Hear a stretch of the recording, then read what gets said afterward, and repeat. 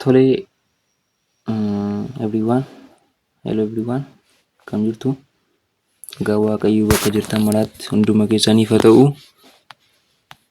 Amma immoo gara barnoota keenya waa'ee medical laboratory jala koorsiiwwan jiran keessaa collecting, handling and transporting medical sample. Samplii medikaalaa tokko collect gochuu, handling gochuudhaa fi transporting gochuu keessa wantoota jiran waliin ilaallaa. Hamma xumura viidiyoo kanaatii fi koorsii kanaatti waliin turaan dhaamsa kooti. Kallattiimaan gara barnoota keenyaatti ni dabarra. 2 collection, handling and transporting stool sample. First of all, medical sample keessaa tokko saampiloota medical laboratory yookiis medical laboratory keessatti koorsiiwwan jiran keessaa waa'ee medical sample kan nuyi barannu kana keessatti medical sample keessaa tokko immoo stool sample dha jechuudha. Stool or feces is waste material eliminated from human guts. Waste material, one of the waste material of human is or more animal or any of the animal or live on the earth are stool. Tokko namni stoolii qabaa. Foormi gara biraa haa ta'u malee animaliin qabaa. Wantoonni garaagaraa stoolii mataa isaanii qabu. Kan nuyi irratti xiyyeeffannu amma immoo stoolii isa kan namaati. Human stool yookiis feces kan jedhamuun immoo inni kun immoo waste materialidha. Stool is not as material or used material warra akka mi'a dheedhiitti nu fayyadatu hin taane akka habasaatti warra ilaalaman keessaa tokko stooliidha jechuudha. Eliminated from garaacha namaa keessaa or from the human intestine keessaa kan gatamu maal jechuudha? Stoolii or feces akka ta'e dagachuu hin qabnu. Yooma ta'e illee namni kamiyyuu dagachuu wallaala jedhee si yaadu. Maaliif? This is human process, adeemsa namaa, human nature waan ta'eef. Or nature process akka inni ta'e beeknaa. Jedhee yaada. In normal condition it is mixture of normal condition, haala conditionii normal ta'e keessatti is mixture of which what this mixture is stool or feces is the mixture of wastes received indigestible materialota indigestible warreen ta'an nyaata keessa jiranidha jechuudha. Isaaniiti bile pigment and salts, intestinal secretion and including mucus leukocytes that migrate from the blood stream. Kana jechuudha. Also shed epithelial cell dagachuu hin qabnu. Continuously large number of bacteria 1/3 of total solid akka jajjaboo yookiis immoo warreen solid ta'an keessaa harka tokko kan ta'e maaludha? Large number of bacteria is a mixture of this stool. Inorganic matter, chiefly calcium and phosphates. Digested food present in very small quantities. Digested food present in very small quantities. Nyaanni digest ta'e immoo small quantity yookiin small baay'ee xiqqaa quantity baay'ee very small ta'een kan jiranidha jechuudha. Maal keessa? Udaan keessa. In certain disease conditions, feces may also contain haalota ta'an wayii keessatti in certain disease condition, feces may also contain parasites such as ova, larvae, cysts, trypocytes, or even adult worms. Pathogenic bacteria, parasite, pathogenic bacteria. Pathogenic jechuun immoo for kabarat jechi pathogenic jedhu kun immoo bacteria pathogenic bacteria kun bacteria dhukkuba cause disease dhukkuboota bacteriaadhaan dhufan kan nama qabsiisu jechuudha. Pathogenic microorganism immoo microorganisms that cause disease jechuudha. Microorganisms that cause disease warreen ta'an immoo keessaa tokko bacteriaadha.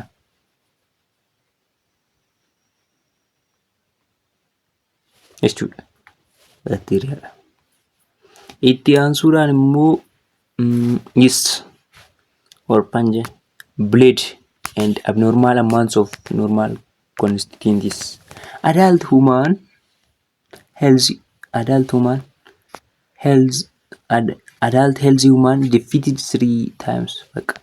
Inni tokko immoo guyyaatti yeroo 3 kanneen adult healthy human deficient 3 times a day.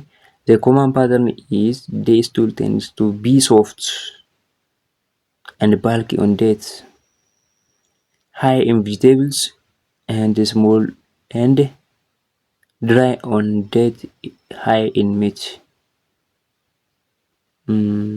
Soft and bulky kan nyaata tokko high in vegetables and small dry kan inni ta'u immoo diet high in meat keessatti jechuudha. 2/3 harka 3 keessaa harki 2 immoo maal jechuudha water or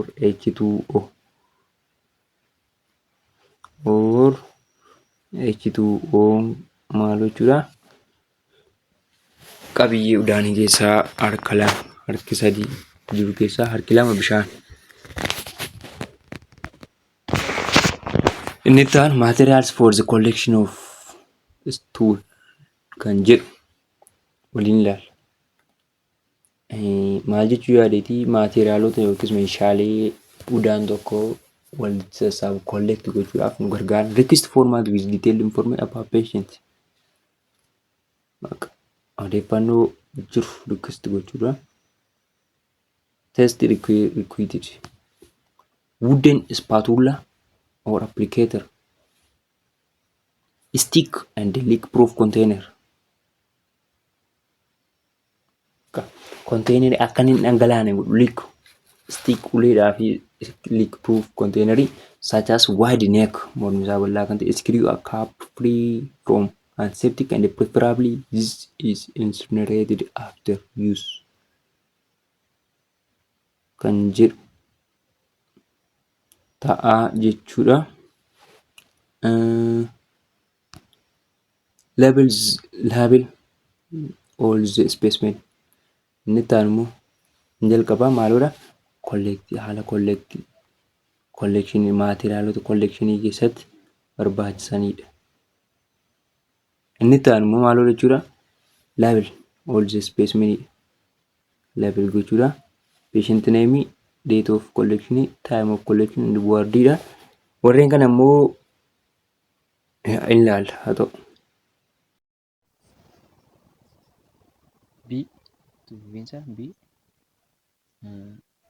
Kana keessatti immoo gaafa waa'ee peeshentii tokkoo ispeesimenii fudhan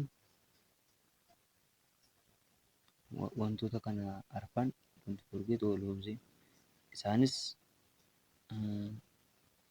warreen kunis kana dagachuun eenyuyyuu kana dagachuu akka hin qabne beekuu qabna. Isaanis patient name maqaa dhukkubsataa sanaa let's assume maqaan dhukkubsataa sanaa Tolasaa yoo ta'e Tolasaa Qannoo. Date of collection date 09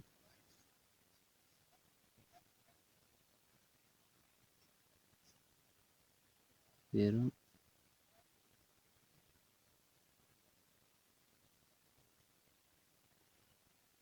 0 9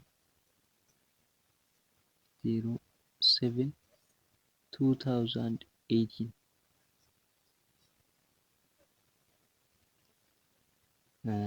Time of collection sa'aatiitti immoo stoolii sana yookiis immoo saampilii keenya sana dhukkubsataa sana harkaa fudhannee immoo let me at 3 o'clock akka ta'e dagachuu hin qabnu. Waardiin kun immoo eessa dhukkubsataan sun mana qorichaa sana keessaa iddoon itti yaalamaa jiru isaa akka dagachuu hin qabne. Yeroo baay'ee jechi waardii jedhu kun akka kutaa wayiitti ibsamaa jechuudha. Kanaafiyyuu let's ruumii meeqaffaa keessatti akka inni yaalamaa jirullee akka dagachuu hin qabne asumaan qabachuun keenya nurraa eegamaa jechuudha. Inni itti aanu microscopically examination stool specimen. Adeemsa microscopical ta'een tokko stool specimen qorachuudha jechuudha. Is primary step in diagnosis of fresh stool specimen for parasite infection and includes consistency, composition, color. Tokko consistency, composition, color, presence of adult parasites should be reported. Warreen kana arfaniin immoo microscopical examination gaggeessuu ni dandeenya maal irratti jechuudha. Stool specimen yookiin saampilii keenya sana irratti jechuudha. Consistency, composition, color, presence of adult parasites should be reported. Warreen kanaan adeemsa qorannoo microscopical ta'e tokko yookiin examination microscopical stool sample gaggeessuu dandeenya. Consistency keessaa tokko consistency it is the degree of moisture of stool specimen. The degree of moisture of stool specimen varies in days, but certain clinical condition and the presence of parasites may be suggested by particular consistencies. It can be described as hard, formed, semi-formed, and fluid or diarrheic. Degree of moisture of stool specimen. Hammamtaa jiidha specimen stool sana keessa jiruutiin kan barru it varies in days, but irratti kan xiyyeeffannu nyaata nu nyaannu keessa kan jirudha. But certain clinical condition and the presence of parasites may be suggested by particular conditions. It can be described as hard, cemina, formed, semi-formed, fluid or diarrheic adda baasuu ni dandeenya. Hard, formed, semi-formed, fluid or diarrheic jedhu kana maal hubachuu dandeenya? Clinical condition consistency kan hubachuu dandeenya jechuudha. Formed under this one, under the normal consistency, formed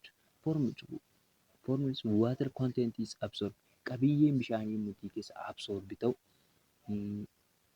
Few trophozoites, principally the cyst stage protozoa common. Few trophozoites, principally the cyst stage protozoa is common. Semi-formed or unformed. Semi-formed jechuun immoo unformed wanta semi-formed means the opposite of this one. Soft stool with no regular shape as in their hair. No regular shape. Soft stool kan ta'e tokko yookiis immoo sagaraa lallaafaa kan ta'e yookiis udaanni baay'ee lallaafaa soft ta'e tokko has with no regular shape. Shape regular ta'e tokko yookiis immoo wanta adda baatee tokko irraa hubachuu hin dandeenye. Because yeroo baay'ee formed yookiin normal consistency of the stool specimen is maaludha? Gaafa water content keessa absorb ta'uu most of the time they are their shape maal ta'a jechuudha. Shapein isaanii kun regular ta'a. Regular gaafa form of circular bifa geengawaa ta'e tokko ni qabaatu.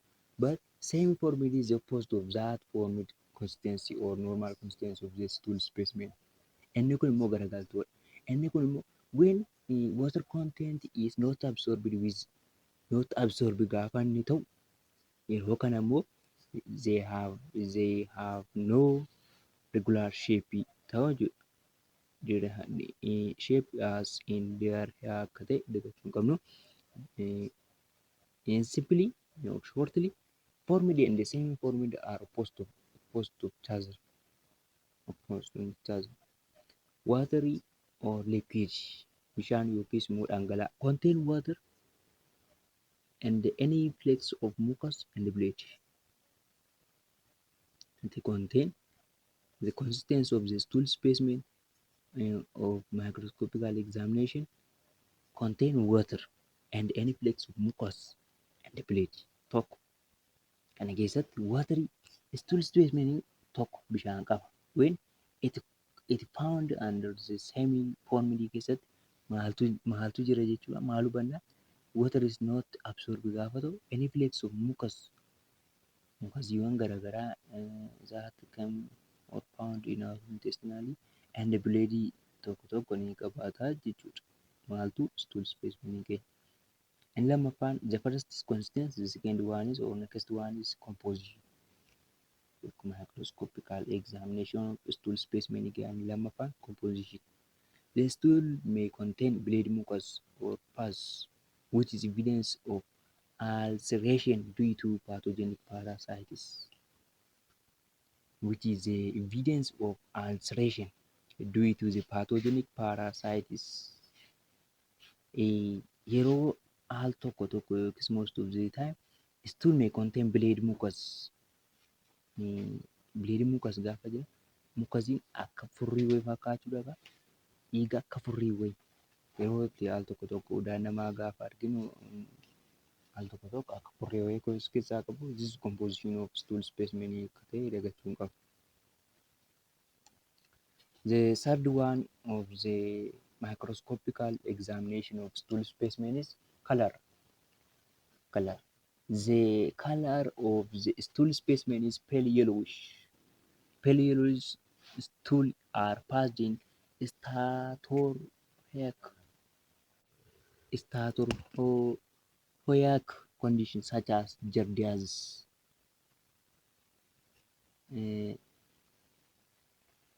Stool specimen keenya kun egaa kalariin isaa maalidha? Pale yellowish kan ta'edha.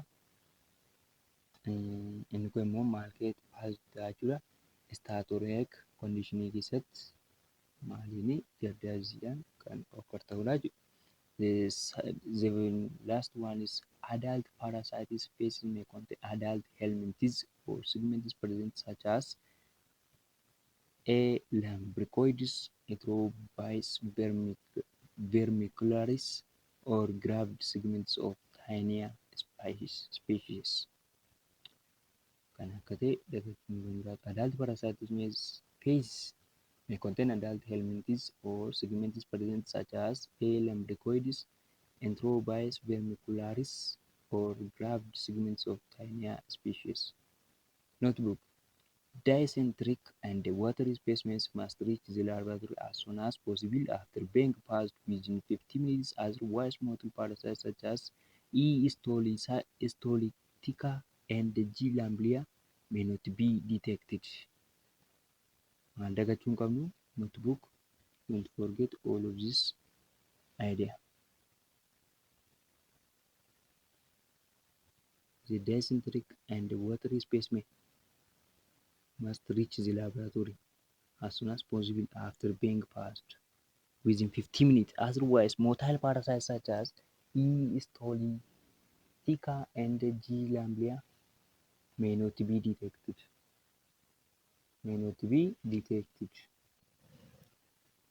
Other specimens should reach the laboratory within 1 hour of being collected. Other specimens can reach the laboratory within 1 hour of being collected. Fuudhamuudhaan duratti sa'aatii tokko adda ta'uu qabu jechuudha. Which sa'aatii tokko other specimen should reach the laboratory within sa'aatii tokko fuudhamuudhaan duratti sa'aatii tokko akka ta'e dagachuudha. Microscopical examination of phases necessary material. Phases necessary material barbaachisu nutrients, gloves, normal saline, applicator stick, cover, glass, slide, microscope. Microscope is used to magnify small organisms. Sliding is used to hold or sample. Cover glass kan cover godhu jiraachuun applicator sticking jiraachuu qaba. Sticking ittiin applicatorii san ittiin qabnu applicator sticking jiraachuu qaba. Normal saline qabaachuu qabna. We use must be glove. Kana keessatti glaaviin maal keessa jira jechuudha? It is one of the PPE. That is personal protective equipment keessaa tokko akka ta'e beekuun kan jiraatu. most of the time gilaavii uffachuun keenya tokko health worker yookiis health professionals sana maalirraa eeggachuudha? Protect against disease or infection jechuudha gilaavii. Warreen kaanis akkuma kanaa of eeggannoodhaaf nu fayyadu. Maayikirooskoopiin immoo qorannoodhaaf akka ta'e dagachuu hin qabnu jechuudha. Itti fufuudhaan place a drop of physiological saline. Physiological saline kun as keessatti physiological saline 0.85% means dhibba keessaa weight over volume hanga 100 jiru keessaa saline physiological saline kana meeqa jechuudha? 0.85 per 100 tokko jiru keessaa jechuudha. In the center of left half of the slide, place drop of maal cobsu kan tokko saampilii istuulii tokko erga fudhannee booddee tokko hojjechuudhaaf irratti qorannoo eeggisuudhaaf jechuudha. Saampilii istuulii tokko irratti qorannoo eeggisuudhaaf place drop of physiological saline or a 0.85% weight over volume in the center of the left half of the slide. Walakkaa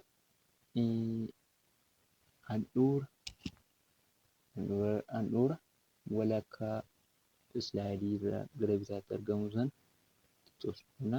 Place a drop of Doodle's iodine solution. Doodle iodine solution in the center of eye. Kana jechuun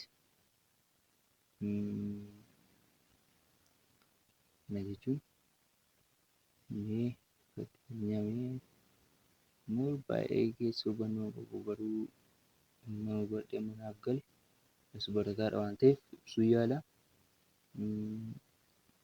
Kun slaayidii keenya jennu.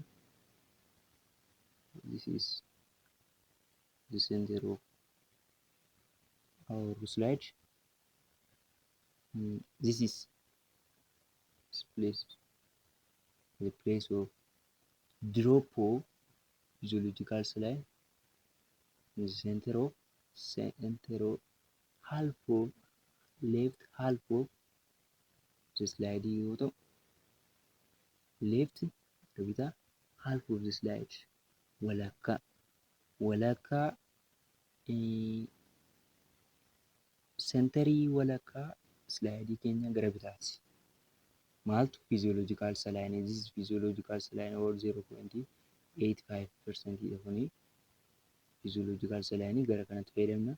And the other one is place drop of Doodle's iodine solution in the center of right half of the slide. This one is around this. This is drop of this Doodle's.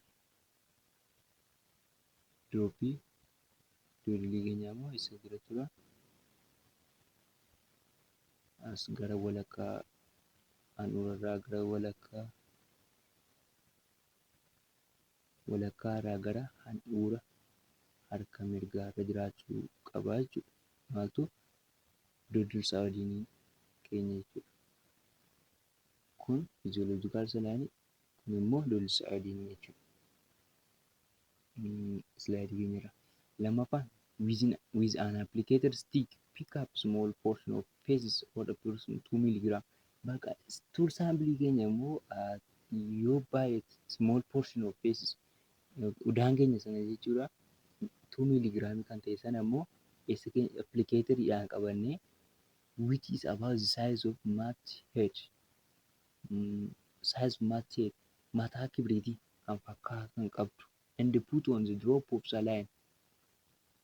Put on the drop of saline that get cobsinaan add a similar portion of stool sample to the drop of iodine. Add similar portion stool sample drop of iodine itti makachuu. Haaluma wal fakkaatuun 2 milligraamii kana jechuudha. Match headii kana tokko jalqaba sila maal goonirraa physiological saline as ibsineerra drop isaa qabna asirra. This is why this is physiological. This is physiological saline. The pale yellowish color is our stool. Kana immoo bicaan sun yookiis immoo keelloon qabdu sun stool specimen keenya yoo ta'e, inni cuquliisni sun immoo fakkeenya fudhadhee physiological saline akka ta'e hubachuu qabna. Inni itti aanu immoo haaluma wal fakkaatuun add a similar portion. Haaluma wal fakkaatu maal goone jechuudha. Kun immoo stool drop of iodine immoo fakkeenya kana ta'u maaloo gurraacha kana mul'atu ta'e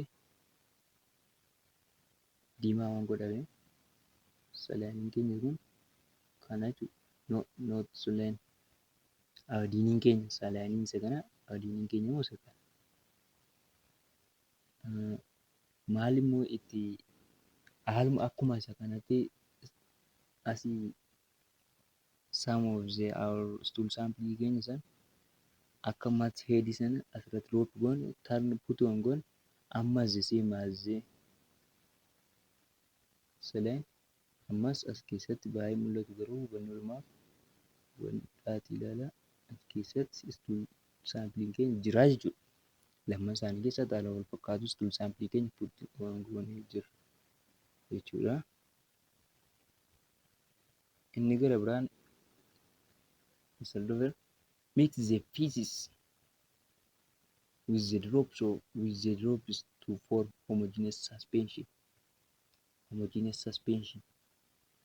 Amma immoo maal goone jechuudha. Mix feces udaan sanaa wajjin waliin maaloo udaan isa salaanii yookiis physiological salaaniidha wajjin jiru mix gochuu qabna. And isa immoo deebi'ee immoo iodinii keenya wajjin jirus mix waliin gochuu qabna jechuudha. The fourth over what he says, fourth one says, cover each drop with covered slip by holding the covered slip at an angle of 30 degrees. Cover each drop with a covered slip. Yeah, drop sana no cover gochuu qabna by holding covered slip degree 30 cover gochuu qabna jechuudha. And touching the edge of the drop, edge of drop keenya qabu touch gochuu qabna. And gently lowering the covered slip onto the slide so the air bubbles are not produced. Air bubbling keenya akka inni produced hin taaneef maal gochuu qabna? Cover gochuu qabna. Lowering the covered slip on the slide so that air bubbles are not produced. Gaafa cover kun air bubble is not produced ta'a jechuudha. Inni shanaffaan examine the saline preparation using 10 times objective for motile forms, cyst and oocyte for intestinal protozoa, and for any ova or larva of helminthes.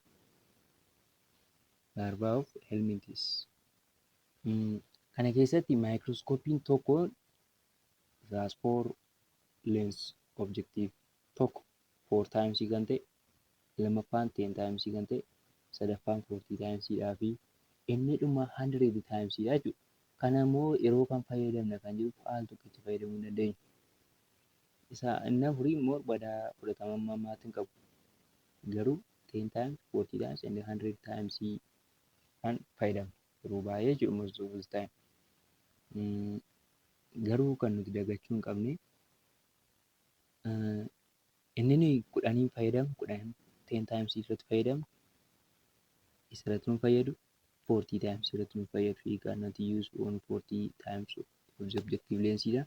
Inni ni 40 irratti fayyadamu immoo 100 irratti, inni 110 irratti hin fayyadu, inni 140 irratti hin fayyadu. Only they are only used for to see objective of our sample. Sample keenya inni ilaalu inni 10 malaala 10 ilaaluudhaaf fakkeenyaaf 10 gaafa fayyadamnu immoo maaltu ta'a kan eenyu faatti ilaalle kan jedhu tokko ilaallu 10 times kana maal kan ilaalla Mootile forms warra mootile ta'an foormii warra sosocho'anitti ilaalla. Lammaffaan siistii warreen ta'an. Sadaffaan oosaayit of intestinal protozoa ilaalla. And for any ova or larva helminthes ova or larva helminthes ittiin qoran maaluudhaan 10 times objective lens of the microscope jedhanii jechuudha. Examination saline preparation jechuudha. Saline preparation abbaa kudhanii fayyadamna. Yeroo 10 times kan nuyi fayyadamu saline preparation innis motile formii warreen qaban sensitive oocyte of intestinal protozoa for any ova or larva of helminthes ittiin qorachuudhaaf nu gargaara jechuudha. Inni itti aanu immoo egaa akkuma beekamu examine iodine solutionidha. Banaarratti saline preparation inni kun immoo iodine solution preparation immoo abbaa meeqaa fayyadamna? Abbaa 40 40 times fayyadamna jechuudha. Using 4 times objective to identify cyst stage cyst of protozoa sana ittiin qorachuudhaaf kan nu gargaaru 40 times objective lens of the microscope dha. The iodine will stain the nuclei and the glycogen mass of cyst. Iodine immoo maal stain gochuudhaaf nucleiidhaa fi glycogen mass of cyst keenya adda nu baasu yookiis stain yookiis colorize gochuudhaaf nu gargaara jechuudha. Inni itti aanu concentration technique for facial parasite is necessary for the following reason kan jedhu immoo yeroo ta'an waliin ilaallaa waan ammaatti nu wajjin turtaniif thank you very much.